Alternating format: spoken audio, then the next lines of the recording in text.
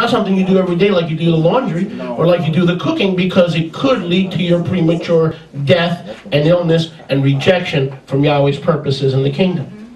Wow. So we take our oaths very, very carefully and very, very seriously.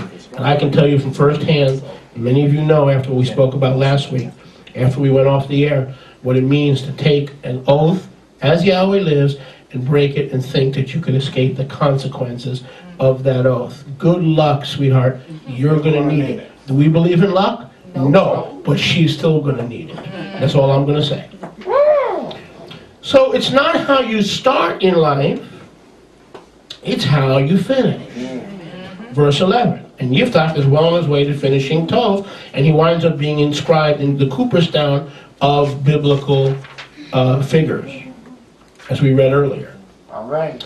Yiphtach went to the Zechinim of Gilad, also known as his brothers, and the people made him head and captain over them. And Yiphtach uttered all the words of Yahweh, all his words, his oath, before Yahweh at Mizpah.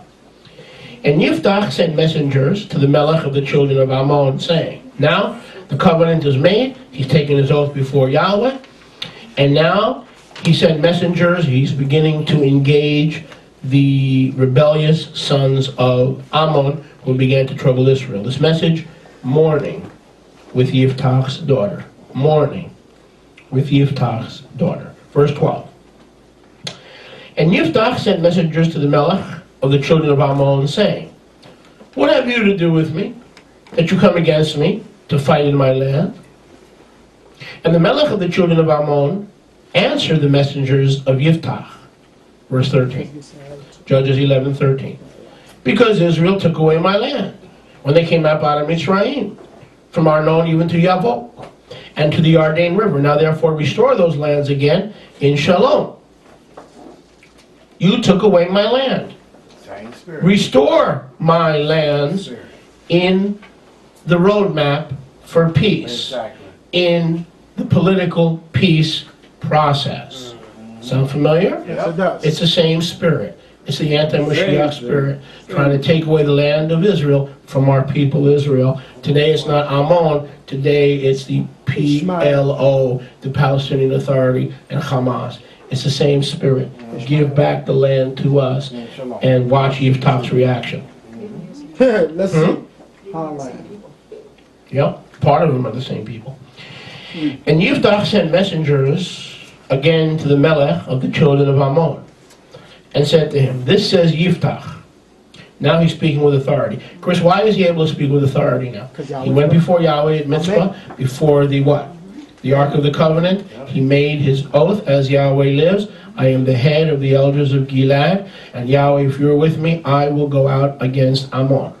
As Yahweh lives. If you're not with me, I won't go out. But as Yahweh lives, I will do what you're calling me to do. Even though I'm the what? Son of a prostitute, and I was homeless and thrown out. I was the biggest nobody in Israel, but you have justified me in the eyes of men. You have justified me in the eyes of my brother. I was a gang member, but you have justified me in the eyes of my brother. I was a jailbird, but you have justified me in the eyes of my brother. I was a beggar, but you have justified me in the eyes of my enemy. It's not who I was, it's who I am, with the I am that I am, and where you're taking me is a place that they cannot come. Hope you're listening. That's it. That's it. I don't care what title they purchased with $50 and put a rabbi next to their title. Tell the truth and shame the devil now.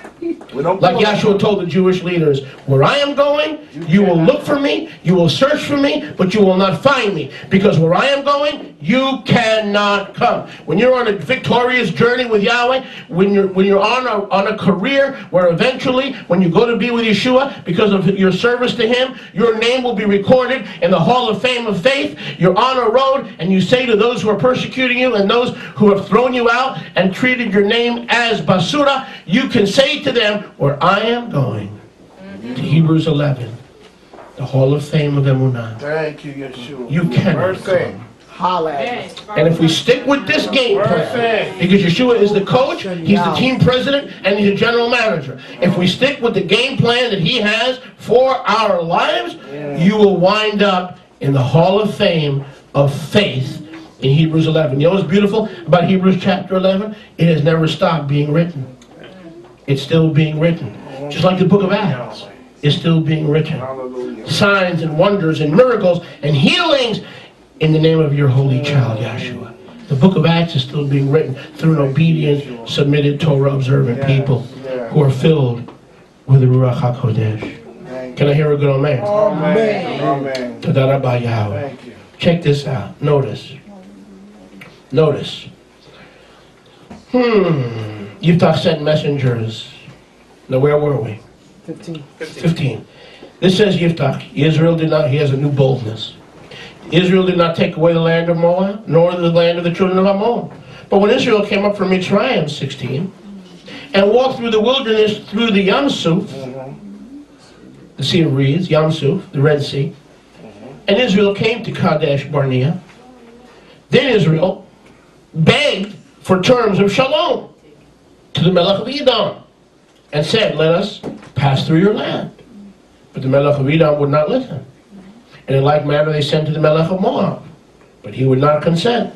So Israel stayed in Kadesh.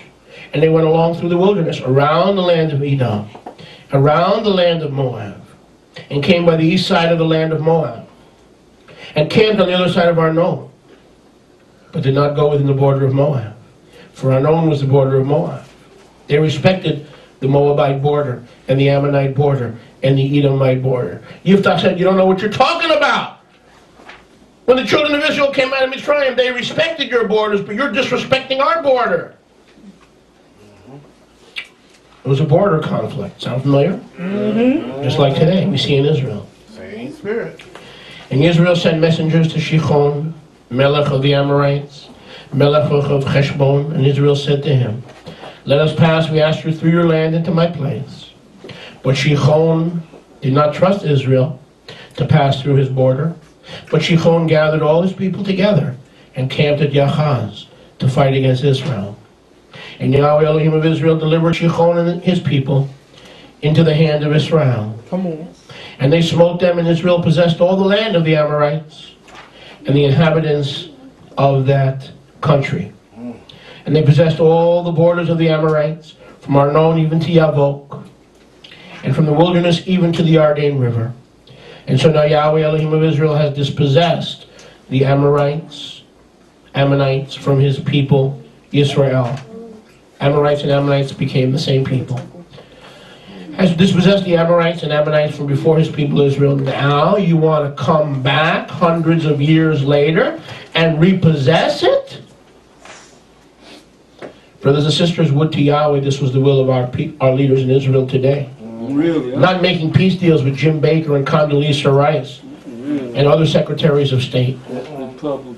The attitude would be, hey, Yahweh gave it to us and you're trying to take it away from us. Right. That's not what Sharon did. That's not what Perez did. That's not what Yitzhak Shamir did. Every weak-kneed, spineless jellyfish that has occupied the office of Prime Minister of Israel has acquiesced and succumbed to the voice of the Ammonites. Give me my land back.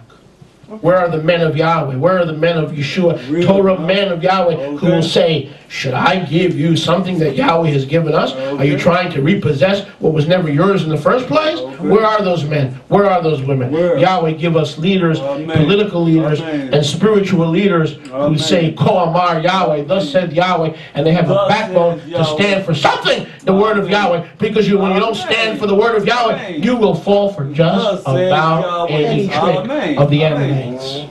Any trick. Verse 24. Amen. Shoftim 11:24. Will you not possess that which Chemosh your Elohim gives you to possess? So anyone Yahweh or Elohim will drive out from before us, then we will possess. That's right. In other words, if you believe in that deity, Chemosh, then take what he gives you. But we believe in Yahweh. We take what Yahweh gives us. That's right. And if Yahweh gives it to us, he'll drive out our enemies from before us. So what is your Elohim Chemosh? Whatever your Elohim Chemosh gives you, that you take. So what did Chemosh give the Ammonites? Garnished, nada, nunca, Doggone fine. 0. except a false faith and a false hope. Exactly. And now are you any better or different than Balak, son of Zippor, Melech of Moab? Did he ever strive